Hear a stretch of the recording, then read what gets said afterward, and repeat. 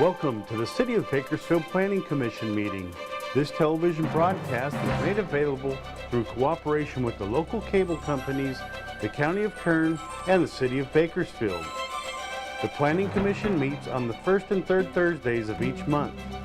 You can watch the rebroadcast of this meeting Saturday at 7 p.m. and Sunday at 10 a.m. The planning meeting agenda is posted on the city's website at www.bakersfieldcity.us. Presiding over today's meeting, Chair Larry Coman. Thank you. It is my pleasure to call to order the March 4th, 2021 Planning Commission meeting. Madam Clerk, would you please call the roll?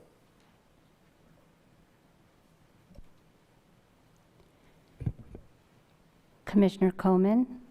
Here. Commissioner Bell. Commissioner Bowers. Here. Commissioner Cater. Here. Commissioner Lomas. Here. Commissioner Wade. If I may, just to inform the commission that Commissioner Rudnick did resign his seat as of the 26th of February, so that's why he was not taken for roll. Thank you.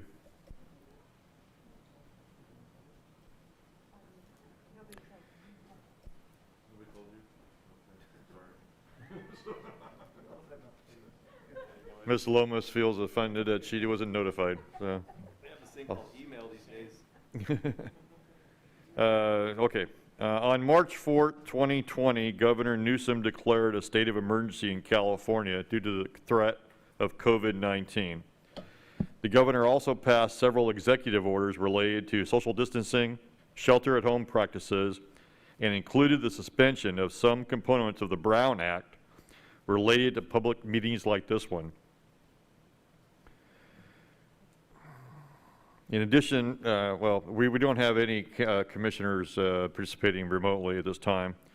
Due to recent surge of COVID-19 and based on guidance from the California Governor's Office, the Department of Public Health, as well as the County Health Officer, the City of Bakersfield has limited this meeting to the general public.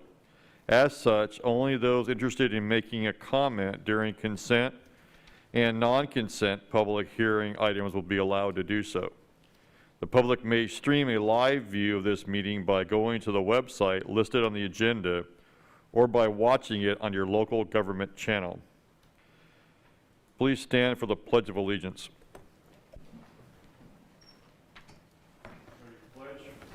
I pledge allegiance to the flag of the United States of America and to the republic for which it stands, one nation, under God, indivisible, with liberty and justice for all.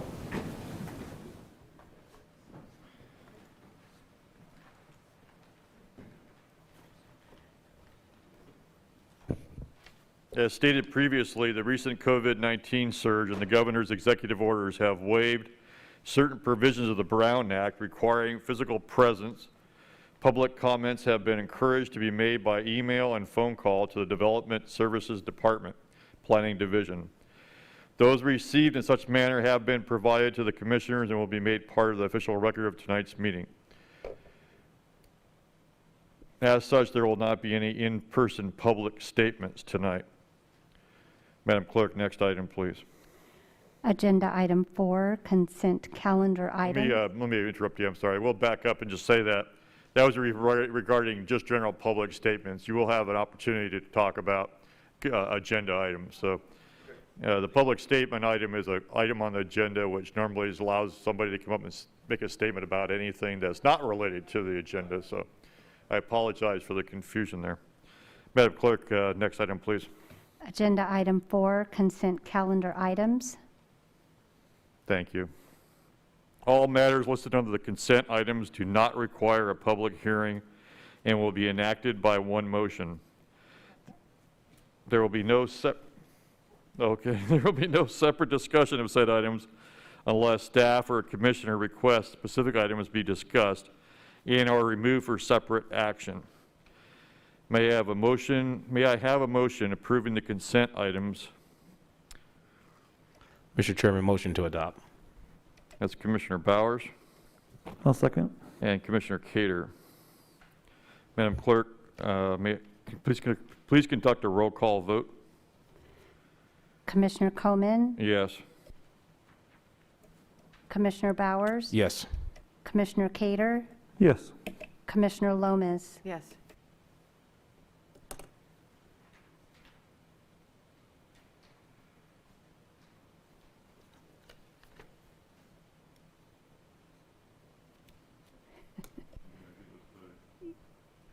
Motion passes with Commissioner Bell and Wade absent. Thank you. Madam Clerk, next item, please. Agenda item 5, consent public hearings. Items A through C. Thank you. Now is the time for consent public hearing items. If an item is not removed by a commissioner, staff, or member of the public, the commission will vote on all items in one motion without further comment. If an item is removed, it will be placed at the end of the non-consent public hearing items. At this time, I will open all the consent public hearing items.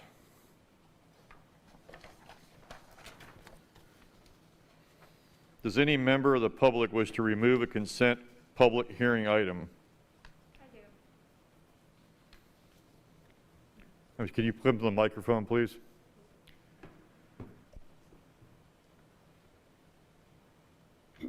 Just please state your name, and because of the mask, please spell your name and then let us know which item you want to pull.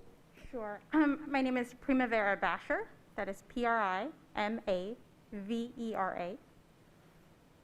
The last name is Bashor.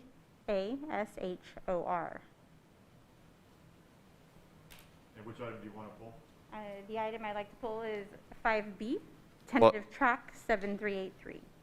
Okay, thank you. Thank you. You can go ahead and sit down.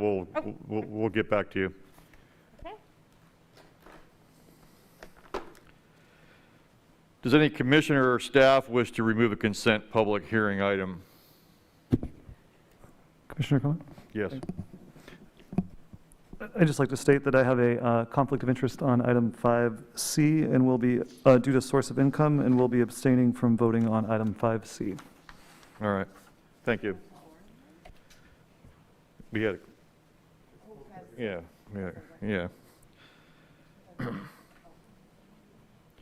Okay, at this time, the consent public hearing items not removed are now closed. May I get a motion, well, we have to separate these two out, I think, to make it simpler. We're going to have a motion for 5A, and then everybody can vote, and then we'll have a separate motion for 5C. So can I get a motion for 5A? I'll make a motion on 5A. Thank you. Thank you. That was Commissioner Cater I'll second it, Mr. Chairman. and Commissioner Bowers. Madam Clerk, can we have a roll call vote on item 5A? Commissioner Coman, Yes.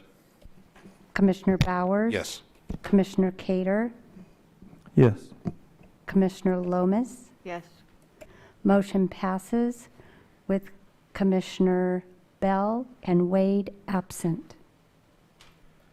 Thank you. And then may I have a motion on item 5C?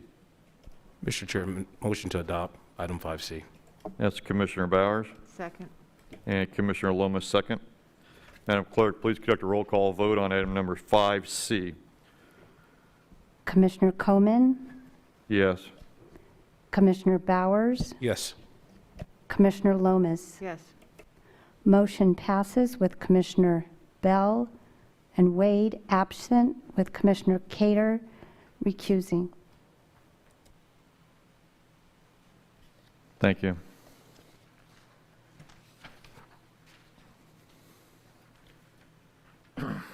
I think that whoever prepared my script here thought we were going to be all done in one motion. So anyway, we're going to get now to item 5B. And Mr. Johnson, do you have a staff report?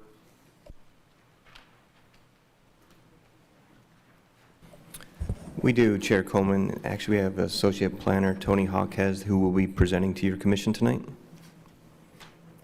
Thank you. Good evening. My name is Tony Hawkes, Tonyhawkes. J-A-Q-U-E-Z, Associate Planner with Development Services Department. The proposed project is tentative tract map 7383. Jonathan Zumwalt, the applicant, is representing the Roman Catholic Church, Bishop of Fresno, the property owner. The project is located at the northwest corner of Reyna Road and Old Farm Road in northwest Bakersfield. The request is to subdivide 26.08 acres into 24 single-family residential lots, one sump and one remainder lot in a E estate and ECH estate church zone. October 20th, 2011, your commission approved vesting tentative parcel map 11989 to create 3 parcels on the same parcel. Staff notes the proposed remainder lot of tentative tract map 7383 contains parcel 1 and 2 of vesting tentative parcel map 11989. The 24 single-family residential lots proposed in tract map 7383 is parcel 3 of vesting tentative parcel map 11989. Staff has provided a memo for your commission. The memo pertains to adding a condition of approval and also provides responses to several correspondence received from the public. The memo is dated March 4th, 2021. One of the major comments received was in regards to Mountbatten Place, which the public was under the impression the street would be a cul-de-sac. Public Works has stated the street is a through street. Staff recommends approval of tentative tract map 7383, including a planning's memo recommending to add condition 19B. That concludes my presentation of the project. Thank you. Thank you. Before we begin, I want to explain how this hearing will be conducted. Staff has already provided a staff report. At this time, those in favor of the project will be allowed to speak. Those in opposition to the project will be able to speak after all those in favor have spoken. Each side will be given 5 minutes to provide rebuttal comments. Individual speakers may ask questions during their statements, but the questions will not be answered until the public hearing on that item is closed. Written comments may be given to the clerk, who will provide copies to the commission. Please be respectful of others participating in the hearing by not repeating the remarks of previous speakers and presenting any new comments or thoughts in a concise and clear way. At this time, are there any speakers in favor of the project? Please come to the microphone, state your name, and spell your name for us, please, and then proceed. Hello, Commissioner and Commissioners. This is Jonathan Zumwalt. My name is spelled Jonathan. My last name is spelled Z as in zebra, U as in umbrella, M as in Michael, W-A-L-T like Walt Disney. I represent the Diocese of Fresno on this project, and I am in favor of the project.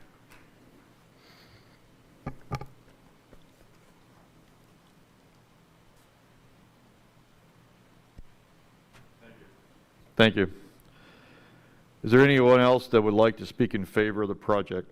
If so, please come to the microphone, state your name, and proceed. Seeing none, is there anyone who wishes to speak in opposition to the project? If so, please step to the microphone, identify yourself, and proceed.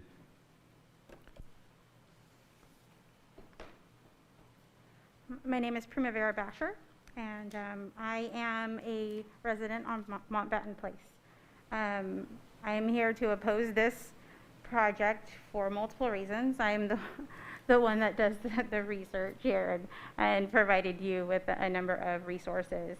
I will continue to give you as much resources and factual information as I possibly can. So the reason we object to this, first of all, is, well, there's lots of reasons, but the first one I'm going to deal with is just the financial aspect. We all purchase homes on a cul-de-sac. We purchased homes on a cul-de-sac, and the comment the response to that is actually incorrect, because as of 2019, in documents filed with the city and accepted, in 2019, this was, Montbatten was a cul-de-sac. And I can refer to specific documents. It was, the document I'm referring to is dated January 11th. You'll need to Sorry. speak to the microphone, please. Thank you. The document I'm referring to is dated January 11th of 2019.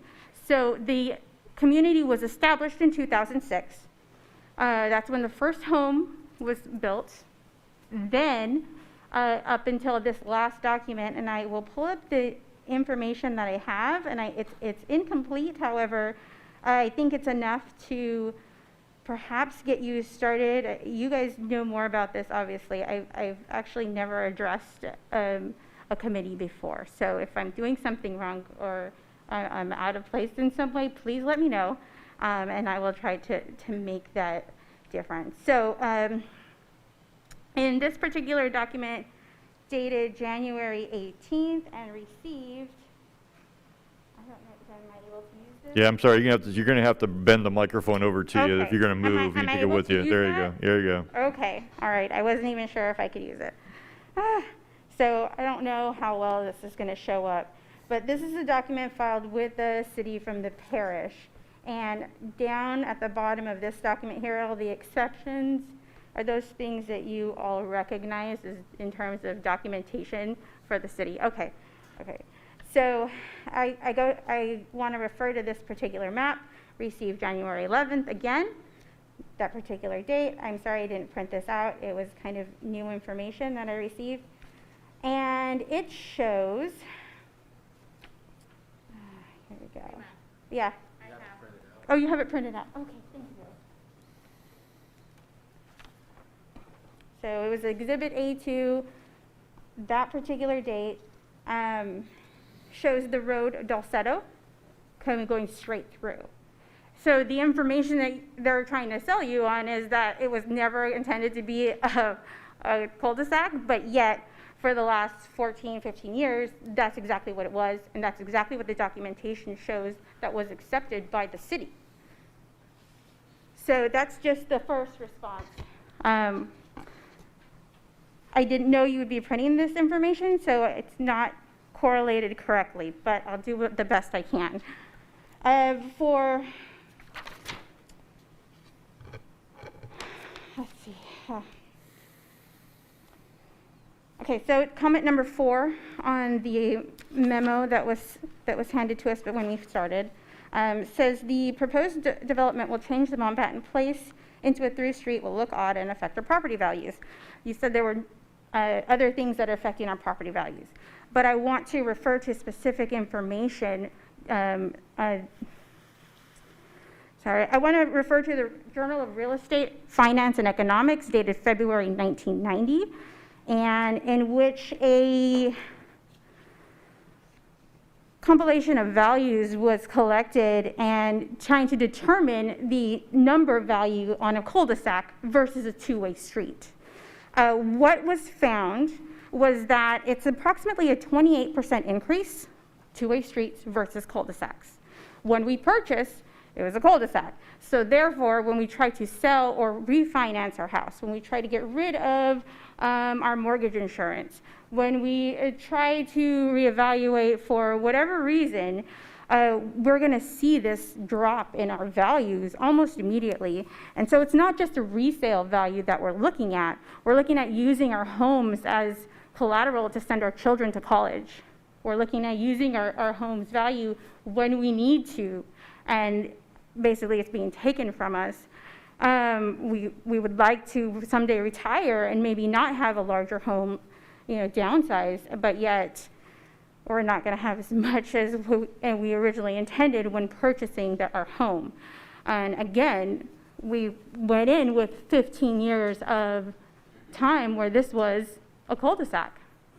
And then even the research shows this cul-de-sac all the way through to that date. Now, I don't have anything closer, but that's a very long time. It's very well established. So looking back to this financial aspect, you know, it would translate to approximately $100,000 loss for my family and the 17 other properties on our street. A $1.8 million donation to an already wealthy organization that is one that our working class community of teachers, police officers, and medical personnel and scientists cannot afford to make at this time. During this stressful time, it's important to support our first responders and not add to their stress. After all, for some of the people that live on our street, for some of the people that live on our street, they actually literally keep the lights on for you. We have PG&E employees going out there making sure the lights are on for you. And instead of supporting us, you know, it's okay for this proposal to be even brought before you. I mean, it should be something that's immediately rejected. And so, you know, we're going to need compensation for this loss. Like, we just need this compensation. We purchased with this intention of living on a cul-de-sac and all of the income that we would generate from it. Okay, and then, so that's just information, and I do have those references, sorry. And I do have those references, and I can hand that out to you, but there's a map on the back I also want to go over. So I provided you those references, and I'll hand those to you. If you're okay taking them, I'll hand them to you. Otherwise, I'll just leave them up here. Okay, so another piece of evidence I want to talk about in terms of our financial loss is the high traffic that's going to be coming through this street. And unless you live there, it's hard to understand what exactly I mean by this. So the high traffic I'm referring to are the homes on Northwood Ranch, which are the homes just west of our little development. And the homes on Northwest Ranch, Northwood Ranch. All of their children that attend public school attend our Veterans Elementary.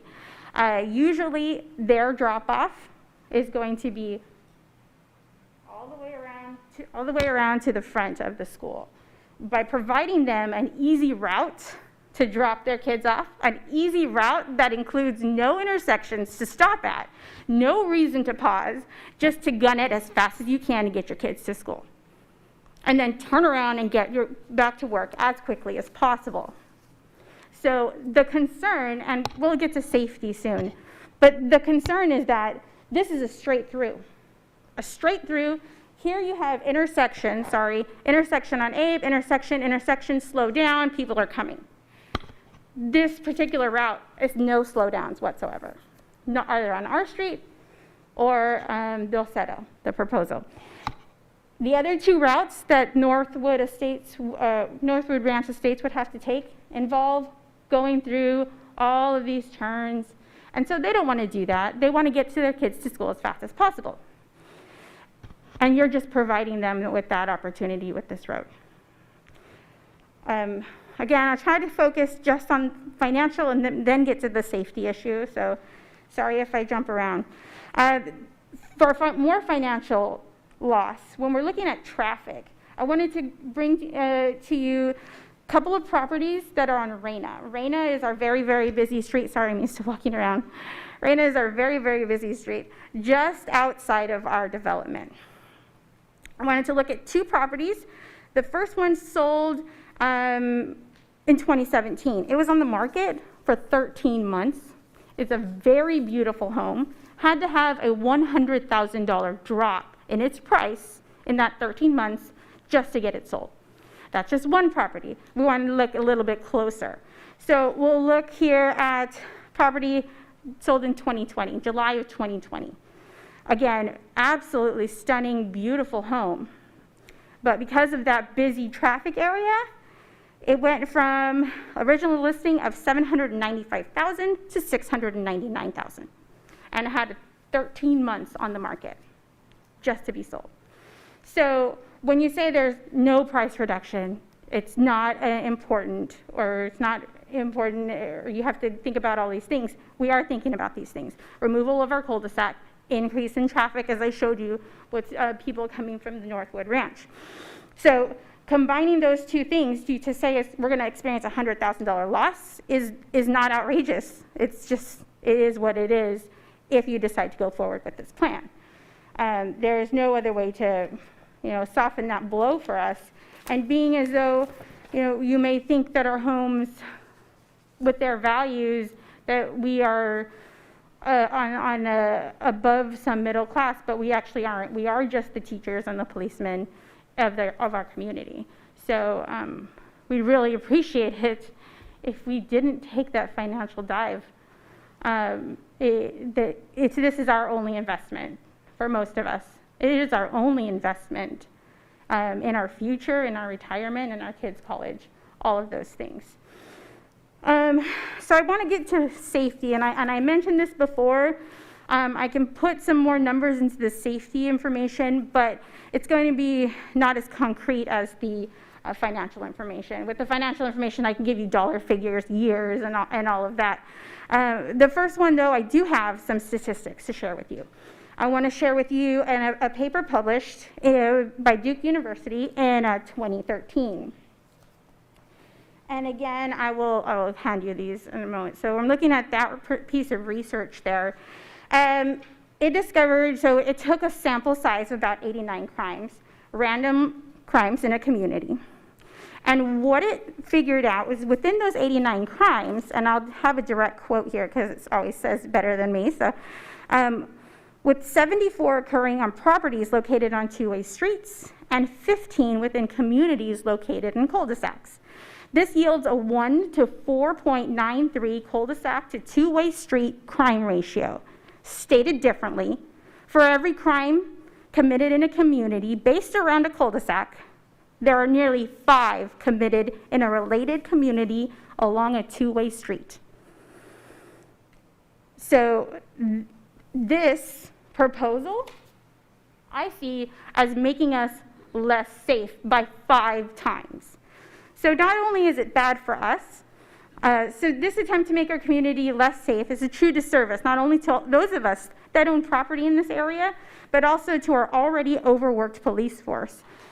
And I don't know if our police officer is here, but he definitely had planned to be here. And so we refer to our police force as George because that's who he is, and he's the one that we care about above, it's not a faceless police force. It's our neighbor and his 3 boys.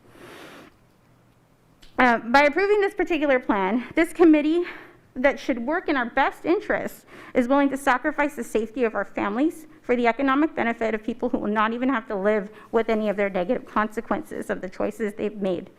Instead, we will end up shouldering the weight of this increase in crime. I want to go back to traffic again, but this time with the view of safety in mind. I kind of focused on the high traffic and what that means to our financial pocket, but this is the one where you can't put a number value on. This is where we talk about our children, and they're trying to get to school in the morning. So, you are asking us to allow our children to walk to school down a street with no intersections to slow down traffic. You are asking us to send our kids down a street that has an increase in traffic. So you've increased it and you have not allowed for any slowdown. Above all here, the principal, Mrs. Mara, repeatedly refers to that back gate as the walking gate. She wants it to be the walking gate. She pushes that really, really hard when we go into orientation. She says, this is the walking gate. This is for the walkers. We don't want you to pick up your kids here. And the reason is safety. If we can eliminate these cars and let our kids walk out of school and into the neighborhood safely, then that's on them too, because we know that schools are responsible for the students until they get home. So there's a reason she's pushing this as a walking gate as opposed to wanting people to come drive by and pick up their kids. There's no, of course, bus service. It can't be because we're right there. There's no need. So I wrote lots of information, but I'm kind of stepping away from this here. So opening up a fast shortcut will increase traffic to an area that should be safe for our children. To believe that those who would find a way around the pickup and drop-off rules would somehow decide to follow the speed limit is naive at best. I am guessing that the additional safety costs of this plan will fall on the Norris District and its residents. Additional crossing guards, staffing, all of that. I expect more from my representatives than to find this oversight for the safety of our children acceptable. I also wonder if the district or school were even notified about this safety issue. Since it took our network of close neighbors in order for me to have knowledge of this plan, I doubt they know what's going on. We were not actually notified, even though we live on the street. Additionally, the proposed street lacks any natural slowdown for drivers. Sorry, I already repeated that.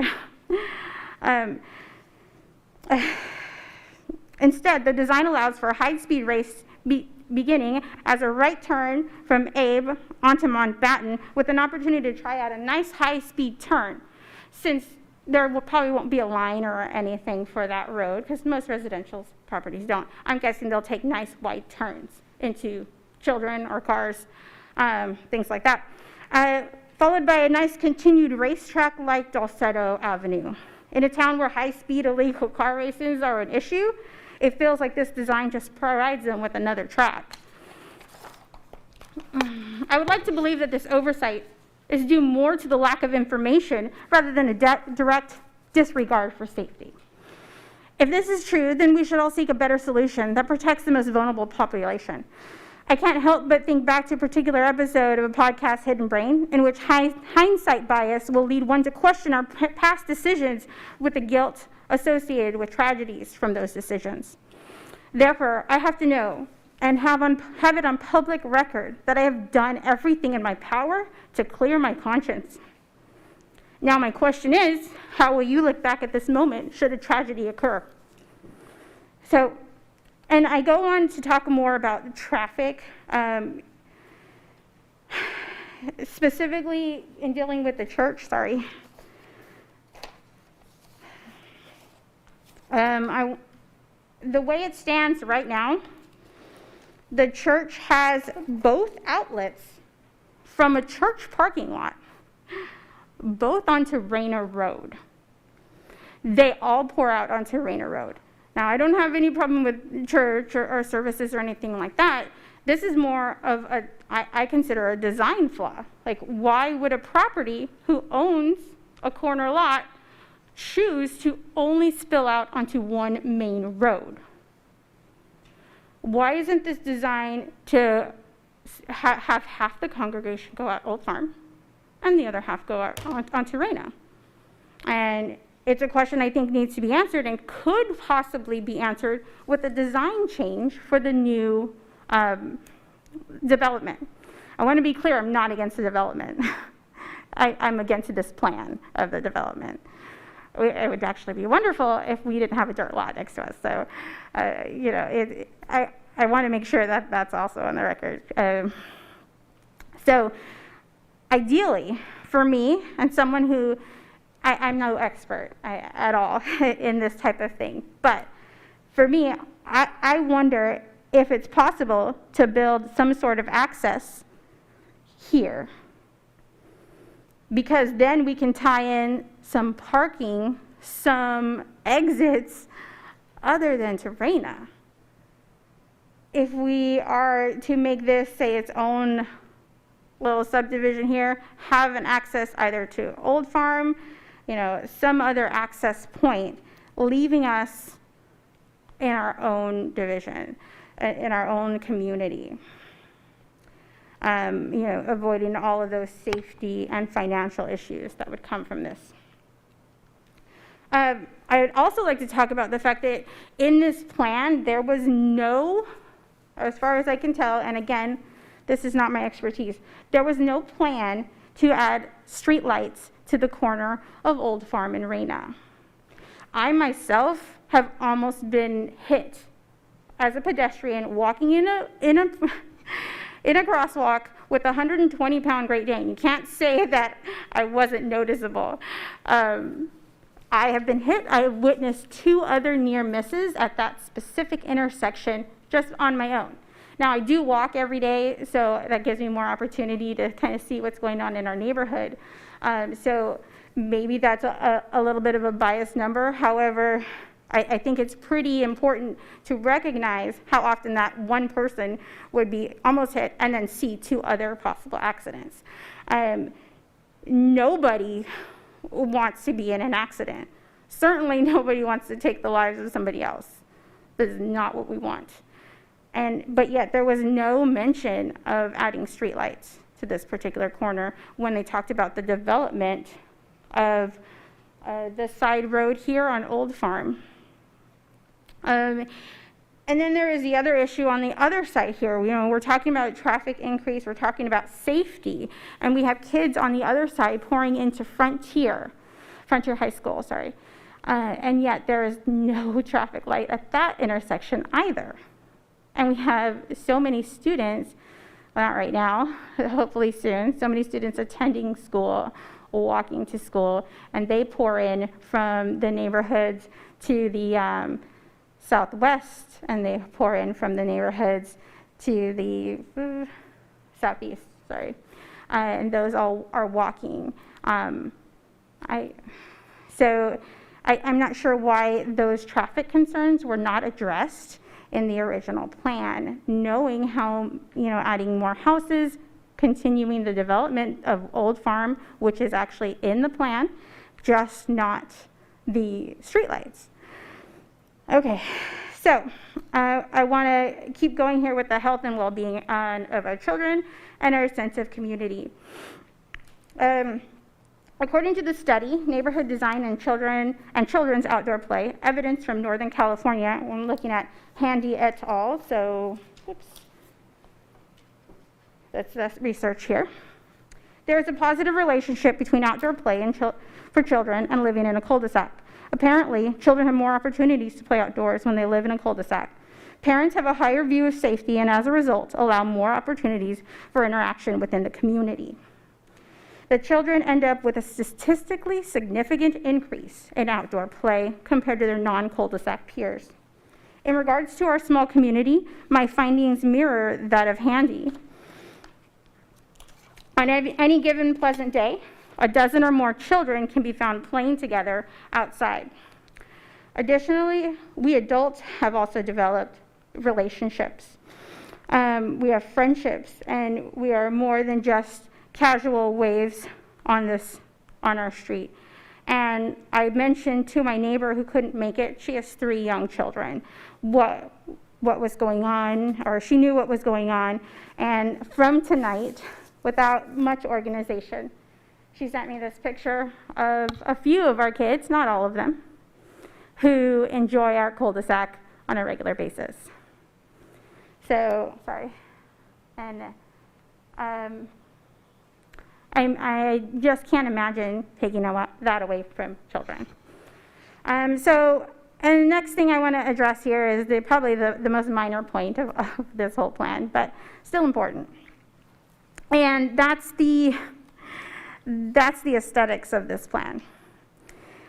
This may seem like a minor issue, but the alteration of an obviously intended cul-de-sac is just plain ugly. An ugly issue in which we will have to live with for as long as we choose to live here, which may be forever, given the financial impact we will have to endure should this project be passed. It is obvious changes to the infrastructure already in place that will give our community an unplanned look. Acceptance of this proposal represents a total and complete disregard for our desire to continue to live in a visual-pleasing and well-planned community. Again, as a planning committee, I would expect this issue would at least be somewhat of a priority. After all, the appearance of being a well-planned community should be the first step in actually being well-planned. This is an oversight that saddens me because it really just exposes how little regard was shown for us and our property. And what I'm referring to is sorry, I don't have that ready, the bulb left behind. They just thought, oh, it was a cul-de-sac, just run up the road through it. We don't need to change anything. You can just leave it as is. Additionally, our street, Montbatten Place, by name, implies that it will not be a through street. I recently learned that by definition, place means that there is not a throughway. Will we be required to rename our street or just allow the misaligned name to match our equally misaligned street? So in conclusion, the only people that will benefit from this proposal will be the Diocese of Fresno. We, the property owners who actually reside in Bakersfield, will be left holding the bag out to over $1 million, which is actually only a small portion of the true community-wide cost this proposal plans on charging us. The real loss is what our children will miss out on. Currently, our community can be described as a scene out of the 1980s. We have kids roaming free, interacting with other kids of their own doing. No organized play dates. We just walk outside and see who's playing. It is one thing to have never experienced this freedom, which is the reality for so many children today. But to have had the freedom and then have it abruptly taken from them should be immoral. I have one last bit of information to give you. I was asked to please pass on a message, and this message, she said she wanted to come and tell you about it herself, but then she chickened out at the last minute, which is understandable because she is only 9 years old, and because I lived. And she just wanted to share that with you. My name is Maya Basher, and I don't want you guys to destroy the cul-de-sac because I live to play in it.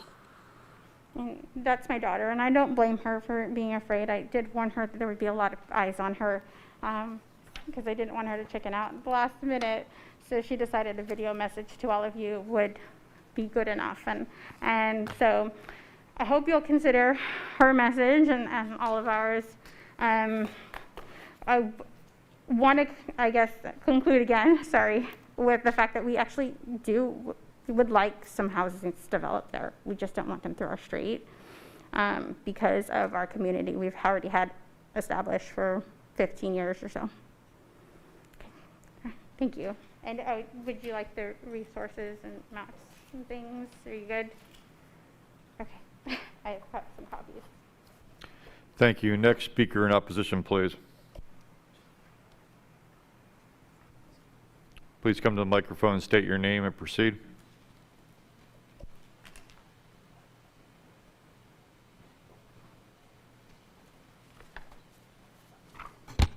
Good evening, Commissioners. My name is Andrew Bosley, A-N-D-R-E-W, B-O-S-L-E-Y. I'm opposed to this planning. Back in 2019, me and my wife had relocated to this cul-de-sac, which we had met these wonderful families behind me. To escape a busy street, I had owned a property right directly on Olive Drive, and I saw the impact on my younger kids. Couldn't play outside, just always in the backyard. Didn't know the neighbors. So when we sought out to buy a different property further northwest, we came across a property on Mountbatten, which provided a cul-de-sac. It looked like a well-rounded neighborhood.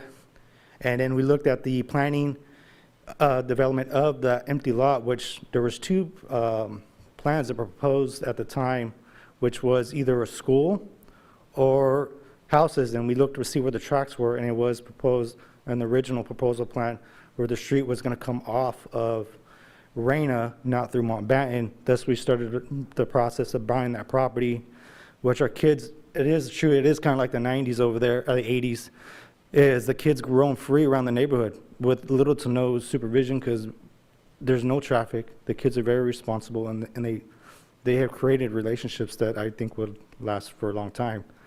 So, and that being said, I think if we can go back to the engineering department and maybe reconsider changing the plans to that. And me and my wife are public servants. I provide electricity. My wife works for public health department as a nurse. And when we come home, we come home just to relax and be with our family. And if the kids play outside, we don't have to worry about traffic. We don't have to worry about cars coming through the neighborhood at that fast corner. So with that, I don't know if we can get with the church to maybe change in the proposal plan, because all I see is maximum value and providing more houses on a lot going that route versus the original one that I see here in front of my eyes. Thank you. Thank you. Next speaker in opposition, please. Please come to the microphone, state your name, and proceed.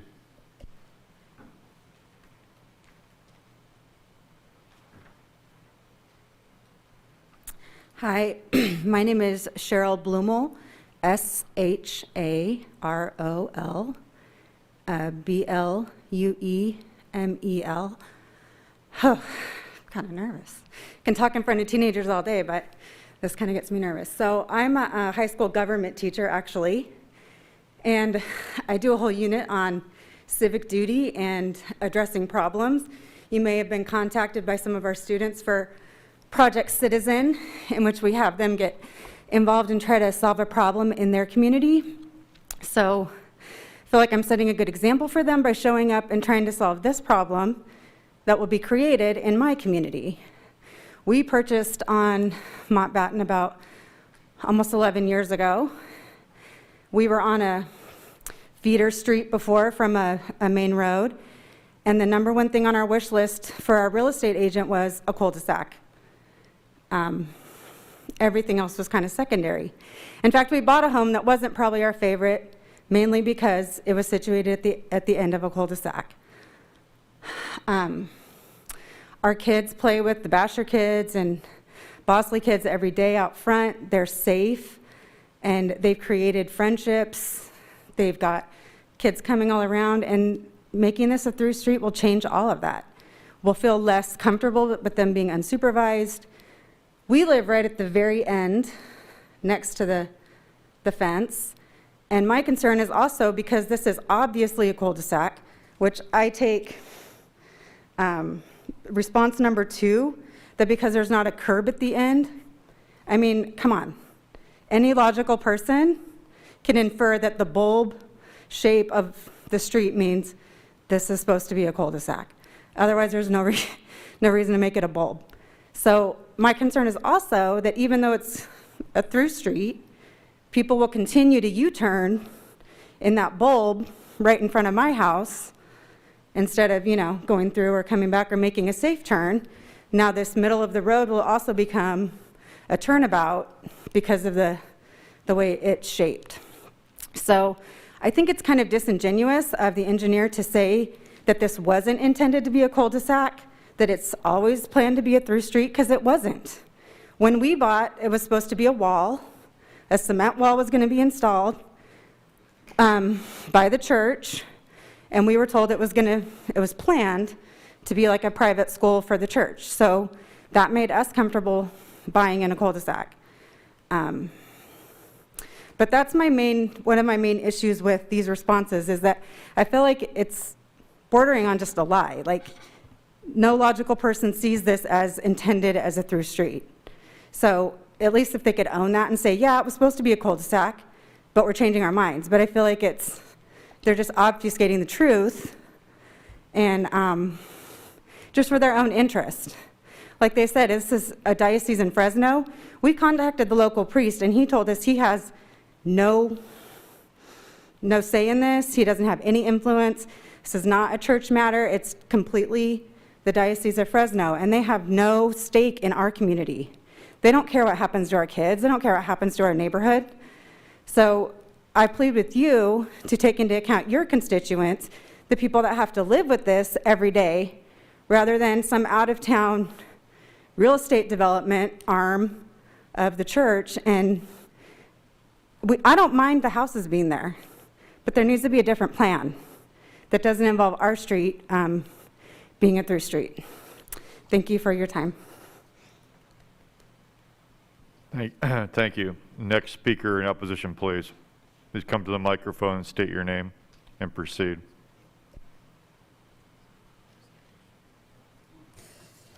Okay.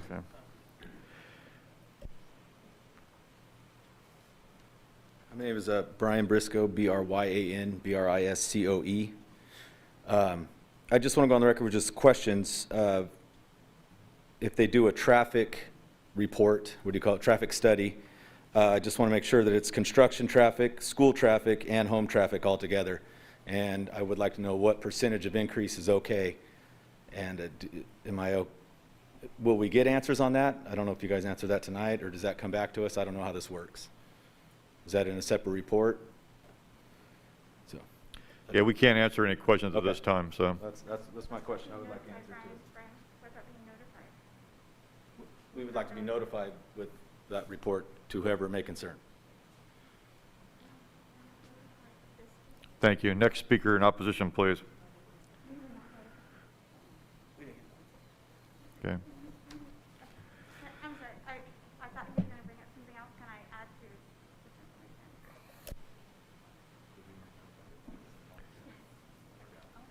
information? I'm sorry, if you go ahead and go with that. It's a problem, so. Hi there. My name is Andrea Briscoe, Andrea. Last name Briscoe, Briscoe. And to add to what Prima's concern was, so residents past 300 feet from the proposed project did not get notified. So most of us literally learned Friday evening just from each other, as I didn't get any notifications. So that's a problem for us. We quickly had to gather our thoughts and compile emails Monday morning as quickly as we could to try to do something about this. So, and I know Prima covered most of all of our concerns, but just to kind of reiterate, it's the integrity of our street. The street to the north of us, Trafalgar Square, is capped on both ends. The street to the north of that is capped on the east end as well. Our street on the west end is capped. I mean, I've lived there since 2008, and our street has been capped on both ends. It's a nice, quiet street. I'm actually a licensed real estate agent here in town. And it's a known material fact that homes on cul-de-sac or streets such as ours that are dead end on both sides are significantly higher in value than those on a busy street. Typically homeowners or buyers, prospective buyers, do not want to purchase homes on really congested streets, back up to busy streets, things like that. So, I feel like we would definitely see a reduction in value just in terms of the through traffic, because I don't think that anybody's notated that the only outlet from our development between Old Farm and Allen Road is Abe Drive. And our street directly connects to Abe Drive. So we're going to have traffic coming from the Allen Road after school. Frontier High School traffic is going to be dumping into our neighborhood and come flying down Abe, which they do every day. And now we're going to have the through traffic from behind Veterans Elementary School coming down Lavina, jetting down Dulcetto, and flying into Mountbatten, and they're going to meet on Abe Road to try to get out to Reyna Road. So I was thinking we could come up with a compromise, and I don't know what that would be. As Prima stated, I am not an engineer, but I would think it would be beneficial to have another outlet from that neighborhood on Reyna Road, leave our street as it stands today, cap it, and maybe have an entrance on Reyna and as well on Lavina. I spoke with the engineer earlier. He's saying that the sump where it's located, that he's unable to go out to Old Farm, but I think it would be a quicker route to come off of Reyna Road and up into the neighborhood off of Reyna to the new proposed lots there. So just to, instead of the cul-de-sac turning to the west, turn it to the east, come out. There's already an existing driveway there. He's saying that's private property, but perhaps there's something that could be modified or altered to, and work with the church in regards to making that a public space so that they can access those new proposed lots. So yeah, don't want to reiterate what Prima said, but it's our home values. It's absolutely the safety. We don't want more traffic. We don't want foot traffic. We don't want car traffic. And ultimately, it's the safety of our residents on our street and obviously the children. And we hope that you guys can reconsider your plans and propose some different alternates that could leave our street as it stands today. Thank you so much. Thank you. And next speaker in opposition, please. Okay. Does any commissioner have any questions of the public at this time? Remember, this is not the time to express any opinions on the matter. It's only time to ask questions.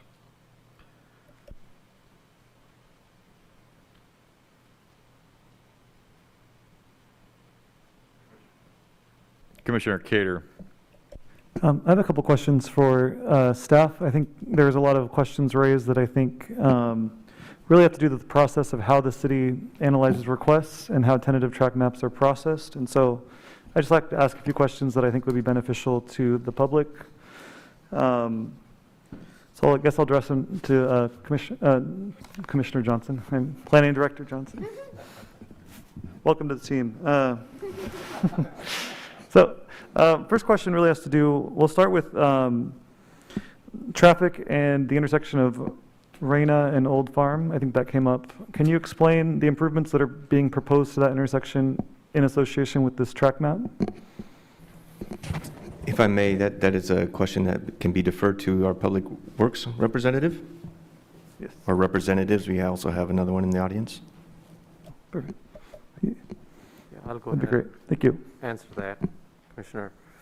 So on the conditions, we had a condition for RENA for the full extent of street line within the track's boundary. And also we have another condition, 4.5.1.2, to construct Old Farm also for the whole frontage within the tracks, along with there's a trail also which was approved, I think Western Rosedale specific plan line. So that's all included in that conditions also. And just to confirm, that's the entire frontage of the church property. Church property Yes. Along Old Farm and Reyna. Reyna. Thank you for clarifying that.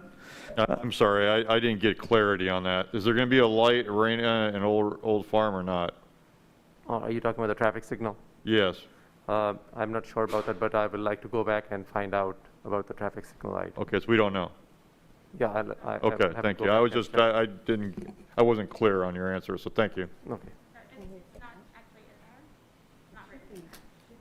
Yeah, it's also an off-site issue, so you guys can address that at another time.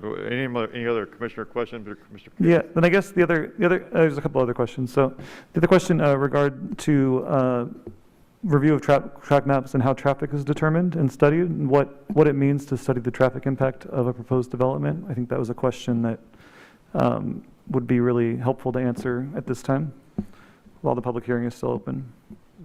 Are you meaning about the traffic study? Yeah, a member of the audience questioned, how the traffic impact and what that means, and I think that would be a great thing just to clarify how the city goes about analyzing traffic in a kind of infill R1 24 lot. Yeah, we did had traffic conditions, but from the traffic department, we didn't had any conditions which required a traffic study for these 24 lots. Okay. And I would. Yes. A traffic study was not required for the 24 lots, and in part because there's not a zone change being requested to this site, so the traffic impacts for residential lots would have been evaluated at the time of the zoning. Had they requested a different zoning with increased density, we would have required a traffic study at that point in time.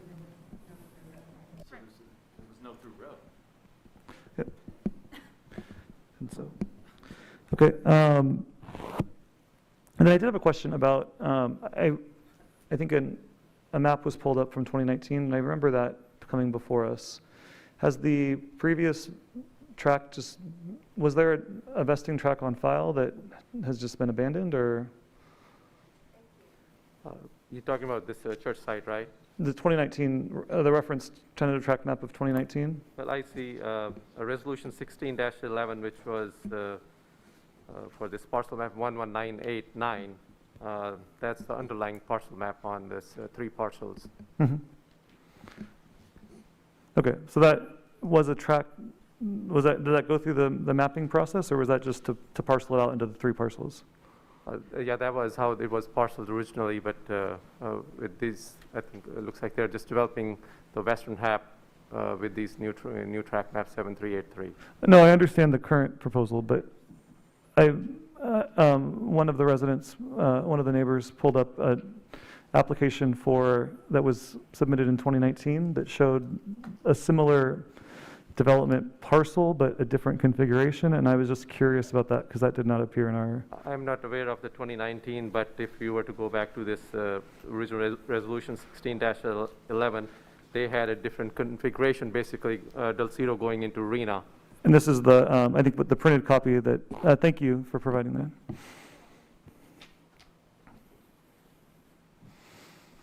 So tonight's action would be foregoing that plan and instead approving this plan?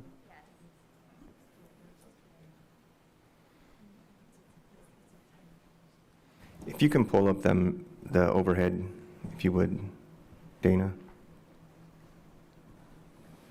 So you can see that Dulceto, if I say that correctly, on this map does go through, but I think Manny there's a condition that discusses that.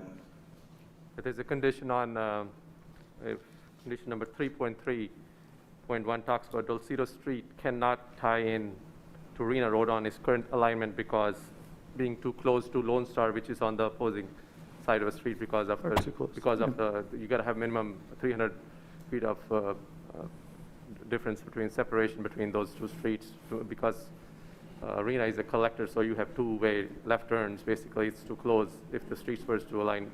Yes. So the southern connector to Rena, and then this configuration, the northern collector. Yeah, they just don't satisfy the city standards. So that map, in essence, that map, what's shown there, cannot be built as is per the conditions of approval. Okay. So that was required it to be rethought, and that is why we're here tonight. Okay. And then my last question is about the map that was submitted, the tentative track map. There's a note at the intersection of current Mountbatten Place to proposed Mountbatten Place that indicates some sort of barricade. Can you clarify the language of if this is proposed as if you could zoom, do you have the ability to zoom in?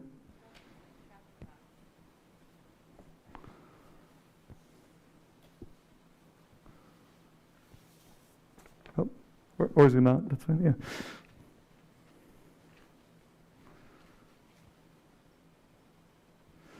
If you could zoom in, Dana, to the current end of Mountbatten Place to the new, yes, right there. If you could zoom in.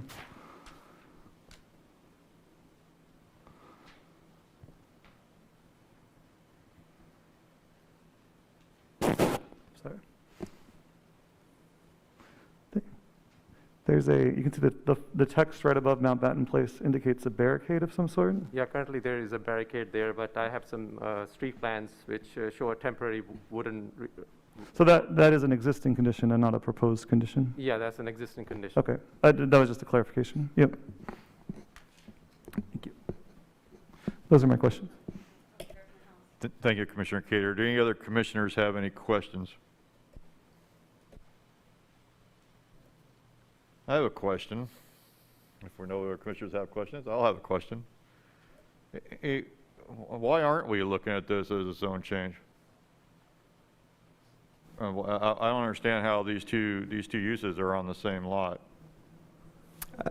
You said we didn't need a new traffic study because we didn't have a zone change, but why are we not having a zone change? Because these are single-family homes in a single-family zone. That lot was already zoned single family when it was acquired. I thought it was acquired as part of the EH lot. No, it's zoned estate, which is a single-family zoning, and then where the church is, it's zoned estate with the CH church overlay. Okay, thank you.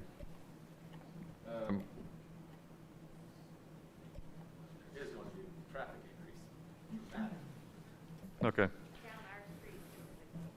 All right, is there anyone who wishes to provide a rebuttal on this item?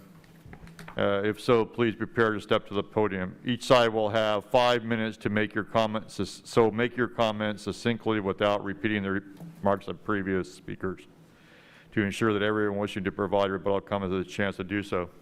Madam Clerk, will you please start the clock? Hi, once again, this is Jonathan Zumwalt, JONATHAN-ZUMWALT, and I'm here to provide a rebuttal of the comments. I'm going to need you to try to speak more into the microphone. You have a real soft voice. We're having trouble hearing you up here. Thank you. I will do. So there are a number of comments with this. The first is that this was always intended as a cul-de-sac. And I agree to the layperson, it looks like a cul-de-sac. I'm a professional engineer. And in our profession, we are used to having temporary turnarounds. And to an engineer, this looks like an extension project. It looks like a temporary turnaround in which we can extend the road later on at another time. And so while I understand that to real estate people, to people interested in buying the homes and stuff like that, they might see a cul-de-sac. It's different than every other cul-de-sac in the neighborhood and would profoundly stand out to somebody in that circumstance. I also want to just say that this is the best possible solution that we've found. Going through the process, we've worked with the excellent members of the city public departments. They've been phenomenal in this process. They've really held it up. They've been making sure that everybody has received notice, that the signs were posted in the correct time. In fact, I came up to post signs twice. We pushed the commission meeting back twice, or at least once, in order to make sure that everybody was notified as far as possible about the improvements. This is going to impact this neighborhood. There's no doubt about that. However, this was done in full accord with every law here, with every rule, and with the consent of the representatives of this community.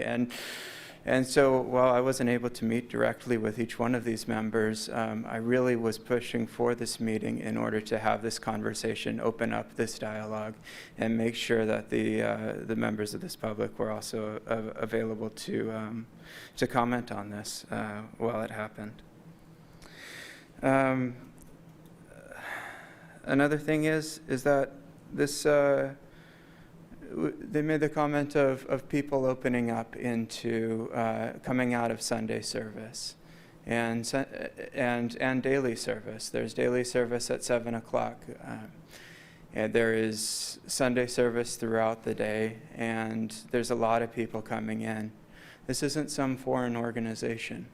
This isn't some organization that just dwells in Fresno and wishes to superimpose on the poor town of Bakersfield. This is Bakersfield people interested in the viability of their church as well. These are numbers of people involved in there. And I just wanted to say the other alternatives are considerable. They're interesting. But they're not stuff that works. They're not stuff that we can just go across existing lot or just go that way, and the other way. This is what has been in the works. This is what's been in the plan. And this is actually on the broader spectrum for your constituents, for the members of this community, is the best possible option. And with that, I'll thank you for your time. Are there any other speakers in rebuttal in favor at this point? If so, please come to the microphone and state your name and proceed. Seeing none, we can reset the clock, and we'll accept rebuttal comments from the opposition. Let's just be sure that it's rebuttal to what's been said since you spoke the last time. So. And the first thing I want to bring up is the fact that he said people were notified. We were not notified. The only reason we know is because we're good friends with our neighbors. We never received a letter like the three houses on either side of the street were the only ones that received this letter. We did not know unless we went to the website and looked up this information, which, by the way, is not easy for a layperson. That's not what I do.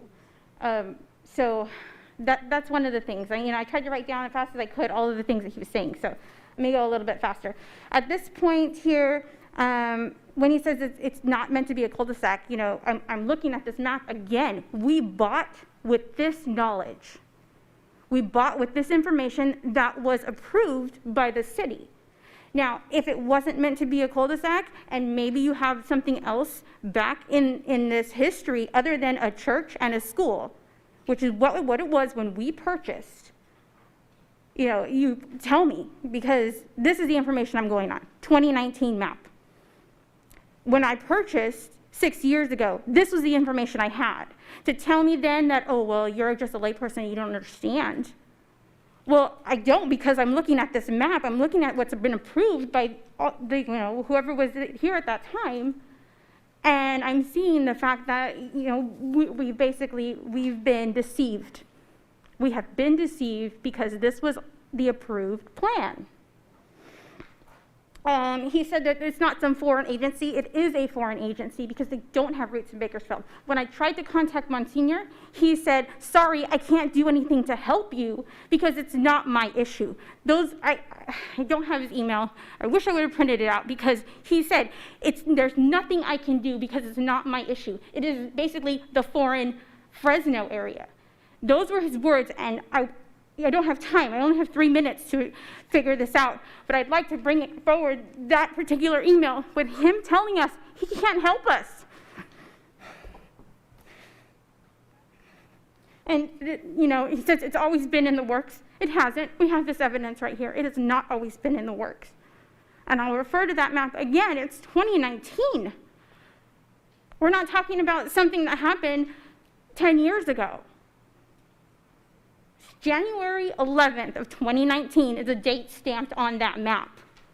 And we bought with that information.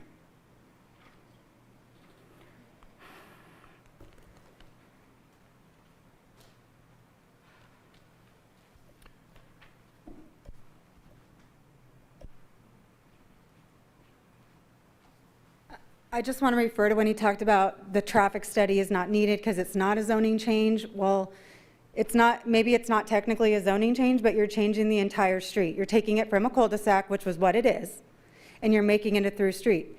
That should mean there's a traffic study. Abe now becomes the only outlet from Reyna to that entire housing tract. So everybody coming from that direction is going to cut through Montbatten into the Belsera neighborhood.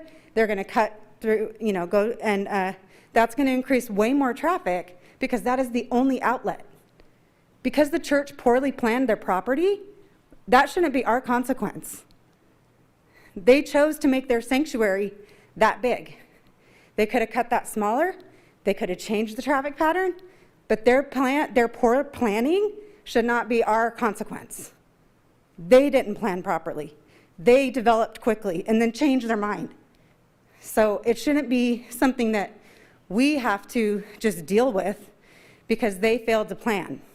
If it remains a vacant lot, that's fine with me. If they can't figure something out, they could build a park. They could serve their community if that's what they're really concerned about. So that's my rebuttal. We have a little bit more time. Does anybody else wish to offer rebuttal?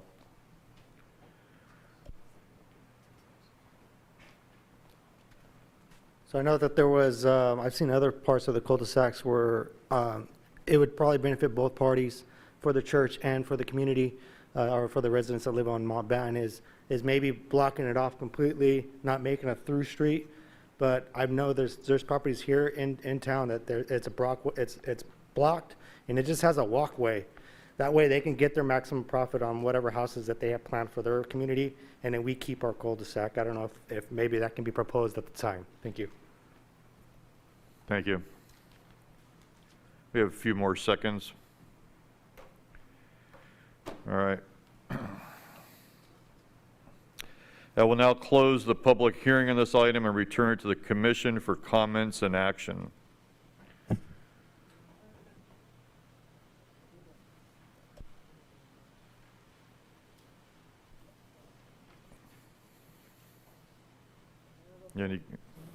Commissioner Bowers.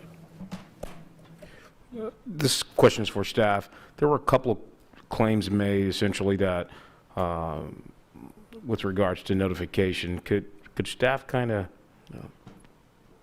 let us know the notification process and how that proceeded? The requirement for notification is 300 feet of the property boundary. So with what the outline you see there, all properties within 300 feet would have received written notification. And also on Rena and Old Farm Road, the site would have been posted with signs of this hearing date and contact.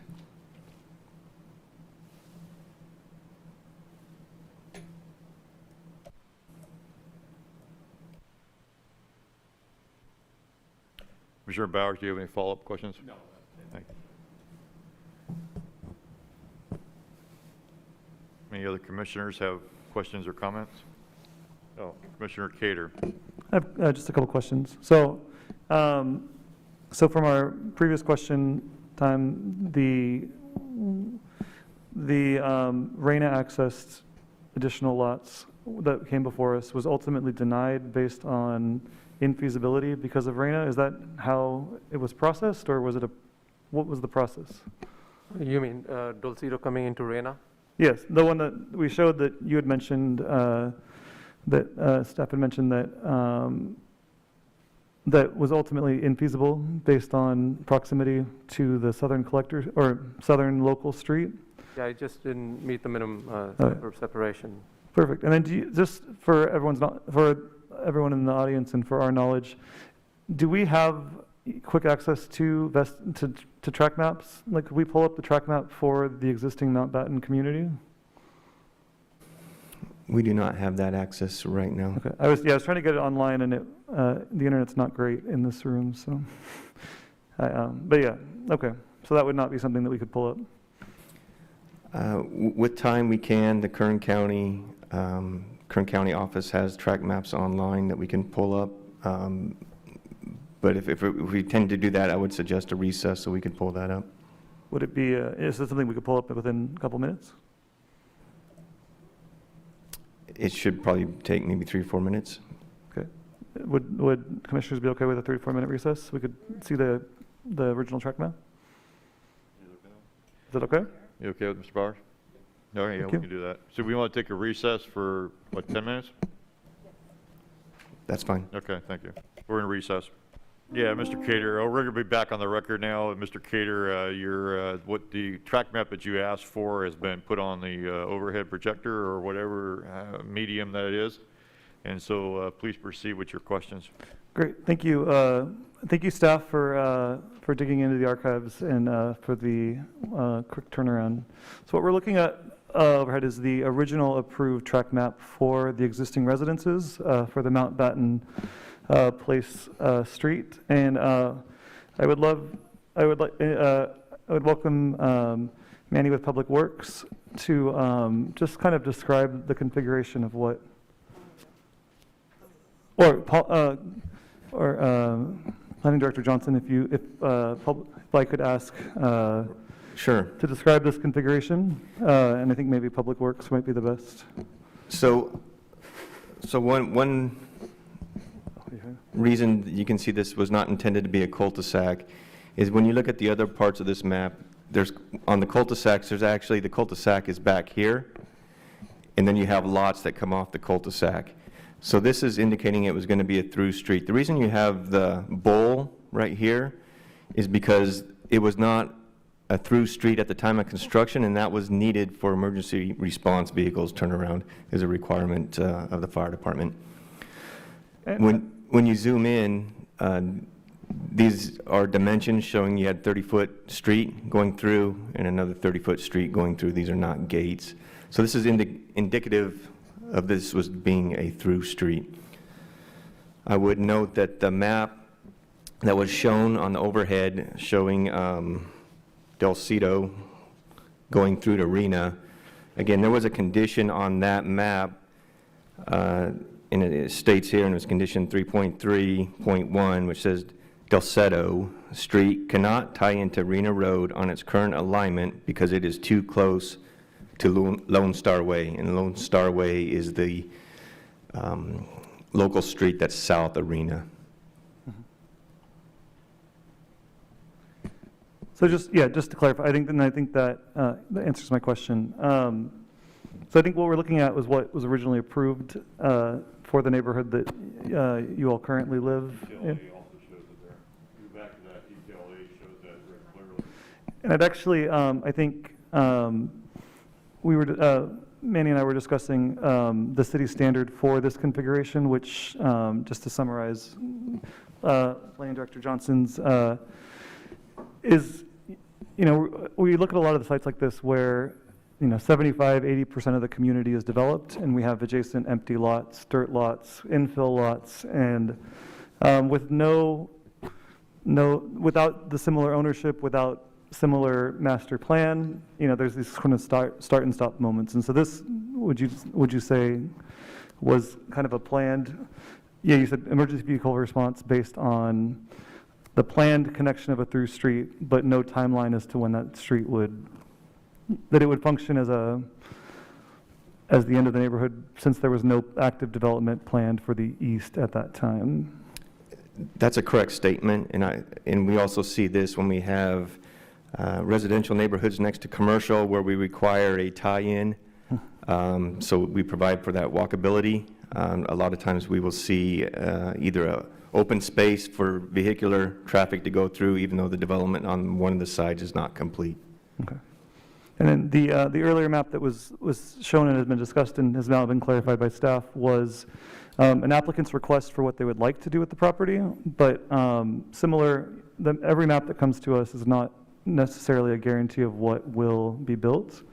We as a commission look at compatibility and benefits, and it was in that determination that original map that was shown was actually not an approved map because it did not comply with city standards. Is that correct? That's correct. It was a tentative map.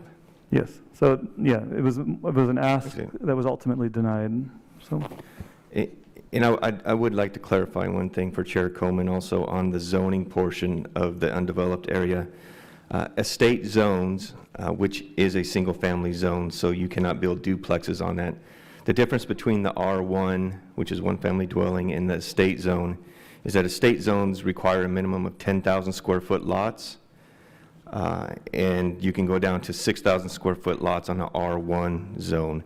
So had this been R1 zone, just out of perspective here, if this was R1, single-family lots, you could build 72 homes compared to the 24 that is being proposed.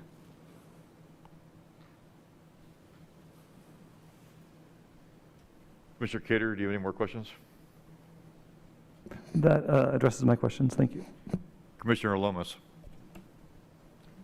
Okay, I cheated and I asked staff some questions when we took the break, and so I think that they're probably ready for my questions to be able to help the neighborhood better understand what we really are dealing with here. I know it's kind of confusing. As you said, you don't speak planning, so we're going to try to lay this out so that everyone has a clear understanding. The thing that's most problematic is change, and you don't know what it's looking like or what is it really going to mean. So hopefully we'll be able to put some clarity to this too to help the neighborhood. So my question was on tying to Rena, and that is, how do you say that? Doceto? So having that tie cannot because it's too close to the Lone Star. So my question to staff was, well, if you go to the east, you look like you have that same situation with Fort Worth and Yates. So, Mr. Johnson, did you want to take this, or were you going to ask staff to come up and take this question? I would ask staff to come up. There's a diagram that can be presented, but part of the difference is the fact that of the offset. In this case, you would have an offset of Delsetto to the east of Lone Star, and the other intersection you're referencing actually has the road on the north side arena to the west of the southern road. Which made no sense to me. So I said, so she explained it with fingers and pointing, and that helped me a lot. So hopefully that'll help you too, because it looks like we're in the same situation, but it has to do with which direction traffic's going. So she's going to use her magic pen and show you how this works. So it has to be 300 feet, Delsetto, from the existing street because of the left turns. It could go opposite directions. See, they're turning left here, they're turning left here, so they could go head on. If you're on the other way, the left turns go separately, so they wouldn't collide to each other. So Try they that would go again, this way because and we this way. really couldn't hear you, so, Oh, sorry. yeah, go ahead. Okay, so Yeah, and I'm sorry, I was looking down at your drawing and I wasn't paying attention, look at so I that. apologize. So, So Delsetto here, that would be the new street, would have to be 300 feet from the existing street on this west because of the left turns.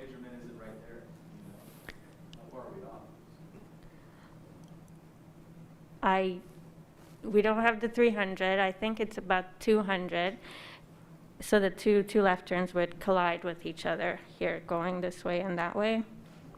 They overlap. When it's offset the opposite way, they will not overlap.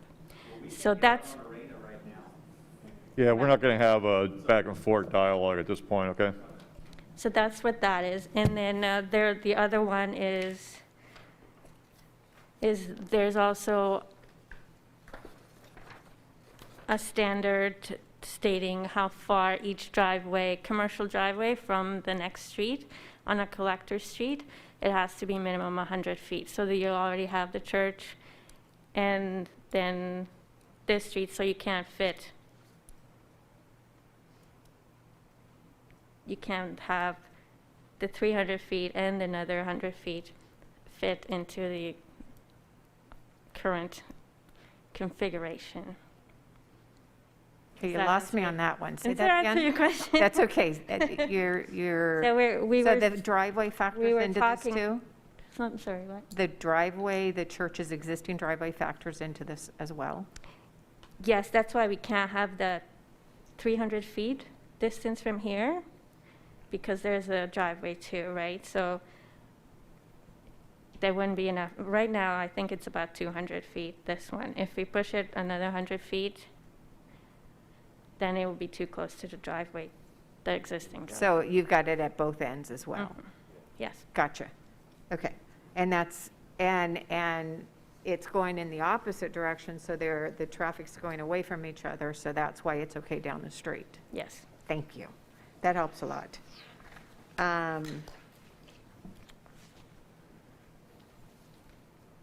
I was also concerned about some sight lines, but our ordinances, our standards will, for any signage or that type of thing on driveways, that will take care of it. There isn't anything that we need to do that's extra. One of the things I'd like to, I don't think we'll get the answer, but it's a question that happens often, and I was wondering how we could be better prepared. And they program signals in the budgets. We look at it. We have to sign off on the budgets to say that we agree with it. And I would imagine it's programmed out for 5 years. So I imagine Rena and Old Farm, the signal's already in the queue to get built. So when we've got these kinds of traffic concerns, could we be better prepared to know when that signal's coming? Yes, we can. Thank you. That would be really helpful, because we get this question all the time. We know the signal's coming, but it'd be nice to tell the neighborhood in budget year 22, 23, it's coming. So that I wanted to say. My concern is you already have information wanting to build, finish Old Yeah, Hearing I'm already sorry. closed, ma'am. Yeah, that public comment section is closed this time. This is for the commissioners to ask questions and make comments and to make take action. I'm sorry, I just didn't want construction twice Yeah. in the same place. Commissioner Lomas, do you have any more questions? I do, thank All right, you. thank you.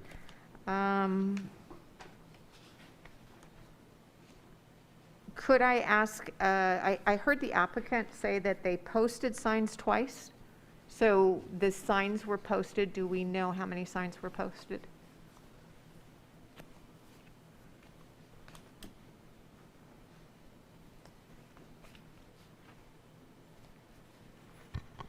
Hi, this is the applicant, Jonathan Zumwalt again. Two signs were posted.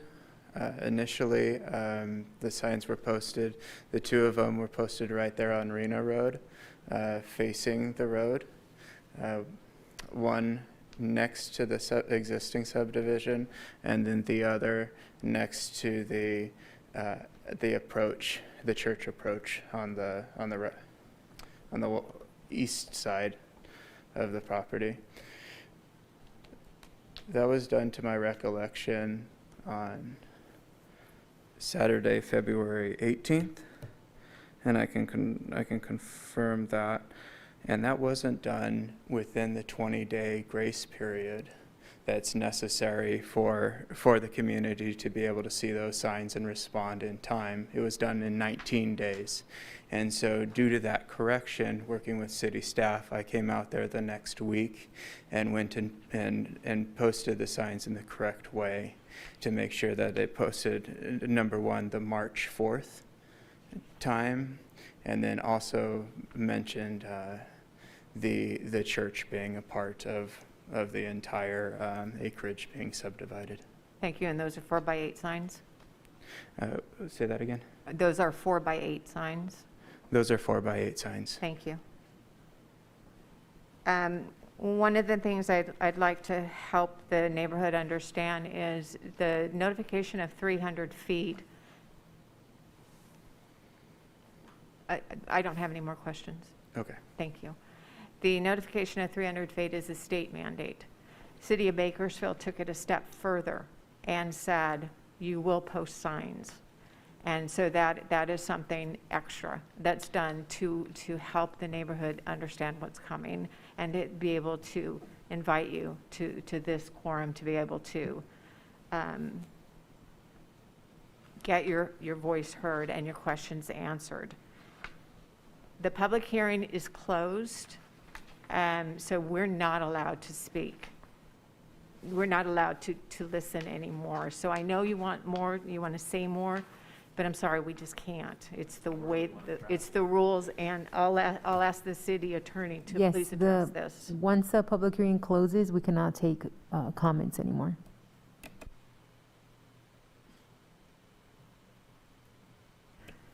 Okay, so all the interruptions, I've lost my train of thought, so I'm going to step back and ask any other commissioners have anything to say. The other commissioners have any questions or comments or motions?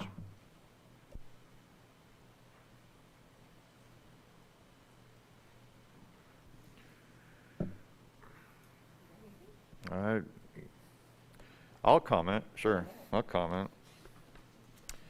Yeah, unfortunately, I think it was very clear in the approved track map for that project that Mountain Batten was intended to be a through street at some point.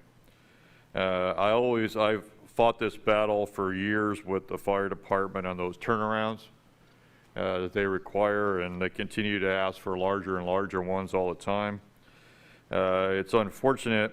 All you have to do is look at the cul-de-sac on, what is that, Trafficalia? I can't even say that word. The other two cul-de-sacs in the neighborhood, that's the way they're supposed to be if they're going to be cul-de-sacs. Unfortunately, you know, I don't know what we're going to do in the future if we're going to have to ask for some kind of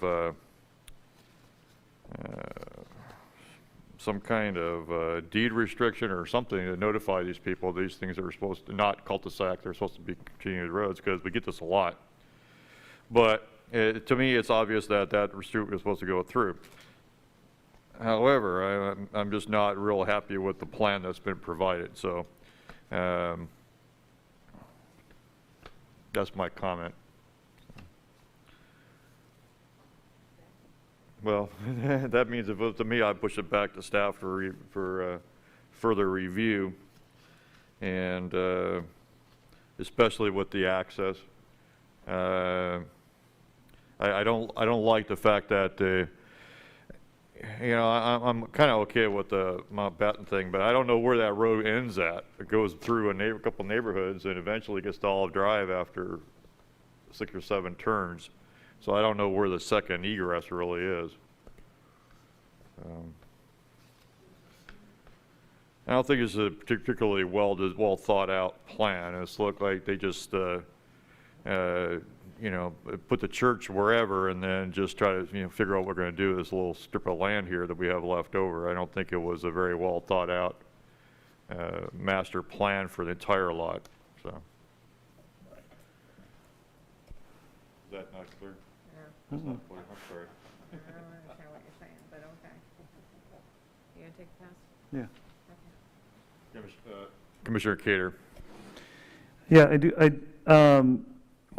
I would say we're looking at the remaining piece of a, let's call it 7/8 puzzle that's been completed. I mean, we're looking at a site that has an L leg that is pretty much destined to be single-family homes with half of the road already built.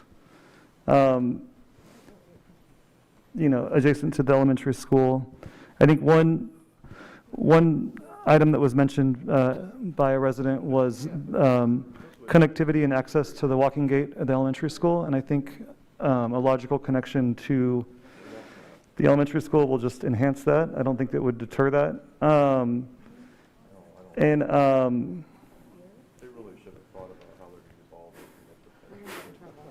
Sorry, Commissioner Sipp, do you want to speak? We're having yeah, an argument. I I can defer the dais. Do you want to start over again, or do you want me to interrupt you again? So sorry. So I apologize. No, it's Continue. fine. I think we're looking at 24 homes that are the similar scale, similar proportion for a road that was intended in its original track map and any subsequent approval by the city to be a continuous road. I think if we were looking at a number of R1 zones where this scale changes to duplex, dense, 3,000 square lot, we would talk about a change or a 1/over. But I think what the applicants proposed, the larger estate lots along Reyna is the characteristic of the site, what you see to the west, the lot size that continues to the east and then up to the north, continues the rhythm of the neighborhood. I think the circulation of this neighborhood, if you were to pan up and go to Olive, I think what Commissioner Coleman might be getting is it circuitous at best? I don't think anywhere here you're opening up a roadway to become a thoroughfare. And it's a series of cul-de-sacs and kinks in the circulation that moves as you move north, south, and east, west. And so, I think from a SPE, I don't see any way that this is opening up a new thoroughfare. In its definition. So if we can we pan out? Do we have a Google Earth that we could pull up? This one? That's perfect. So and the only thing not perfect about it is the new map's not overlaid, but we can go with it. So Mount Batten heading west is still a cul-de-sac. It is not a through street. Connecting to, remind me the name on the north? Lavina? Dolvina? Lavina. Lavina extends north to the elementary school and then dead ends, so it's also not a through street. So I don't think that we're looking at a substantive change from a cul-de-sac dead-end neighborhood to a thoroughfare. It doesn't dead end. I think that's what you guys are forgetting here. So, Dana, I'm sorry, I'm having you zoom in, which is really not the easiest format, but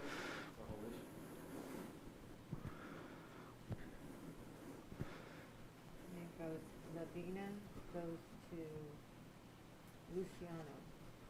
does it come all the way over to here? Yeah. Doesn't it go right here? No, this goes to Delcina, goes to Lavina, then goes to Luciano. All the way to the school.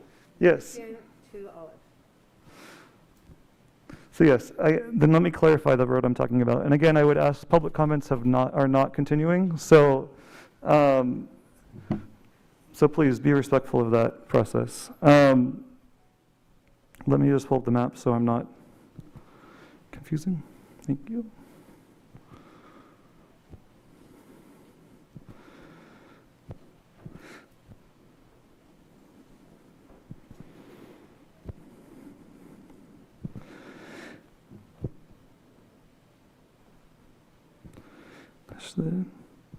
Sorry, the resolution is making it difficult to read the new. So I'm referring only to Mountbatten Place and Dolcetto. Is that how you'd say it? Dolcetto? Dolcetto extends north and then does die into Lavina. So that portion, which is the portion we're looking at tonight, the portion that does not currently exist, starts and ends at a dead end. It does continue onto a street, which then continues onto Olive Drive, which I think, for better or for worse, we would all appreciate if our roads didn't just stop into a major road, because we all have to get somewhere. And so it's in keeping with character. It's similarly sized lots. We don't really have a traffic solution for it to go south. From the residents, I've heard there's already traffic issues to Reyna, so adding more traffic outlets to Reyna doesn't sound like a good strategy, even if it was permitted by our standards. And so I am in favor to make a motion to accept the track map in its current form. Commissioner Cater makes a motion. Any second? Mr. Chairman, I'll second his motion. Commissioner Bowers. Madam Clerk, may I please have a roll call vote? Commissioner Coman, No. Commissioner Bowers, Yes. Commissioner Cater, Yes. Commissioner Lomas. Yes. Motion passes with Commissioners Bell and Wade absent.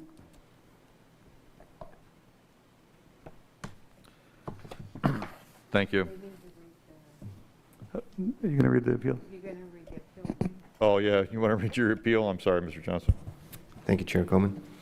Decisions of the commission are subject to appeal by any person that believes they are adversely affected. The appeal must be filed in writing within 10 days from the date of the commission's decision.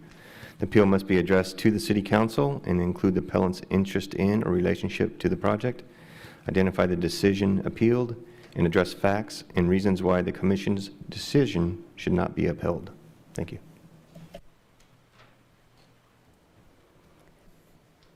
Madam Clerk, next item, please. Agenda item 6, non-consent public hearings, which there are none. We already had that one. Yes. Agenda item 7, communications. Mr. Johnson, do you have any communications? Yes, just for your commission to keep you apprised of different appeals that are made. You may be reminded that on January 7th, your commission adopted a mitigated negative declaration for the VA outpatient clinic that was appealed to City Council. You may also recall on February 4th that you considered an appeal to the director's decision to approve a site plan review for the same clinic. Your approval was also appealed, and that went to City Council last night. There was public testimony in support of the project, no testimony in support of the appeal. The appellant was not there, and it was unanimously approved. Appeals denied, project approved. I would also like to note we will have a meeting on March 18th. Just to be clear on the veteran, there was 2 appeals to City Council, and City Council refused both appeals. That is correct. Okay, thank you. And our next meeting is March 18th? That is correct. Thank you. Madam Clerk, next item. Agenda item 8, commission comments. Any commissioners have any comments? Okay. Madam Clerk, Agenda item 9, adjournment. I call the meeting adjourned. Thank you all for coming.